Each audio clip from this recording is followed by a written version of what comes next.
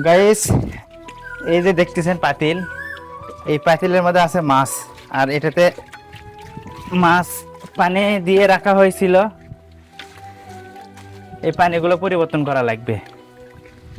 এই জন্য নিয়ে আসতেছি। ও, আর দেখি কয়দিন হলে মাছের মধ্যে রাখা হচ্ছে, কি অবস্থা হলে ভিজে দেখি করলো। লুঙ্গি টুঙ্গি তো আমার ভিজে আছে, আছে সব মাছে ক্লিয়ার আছে, আগে পানি ফেলে দেই। তো আপনারা কে কে এরকম মাছ জিয়ে রাখেন বেঁচে থাকার জন্য, বেশি দিন খাওয়ার জন্য, অবশ্যই জানাবেন। দেখি কয়টা ভালো আছে।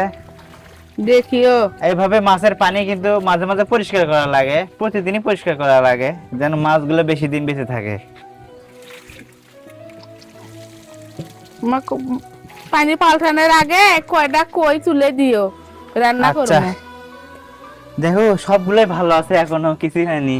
দেখি, ও সেই সুন্দর আছে তো। আমি না হ্যাঁ। চিন্তা করেছি মাছগুলো কিছু হলোই নাকি।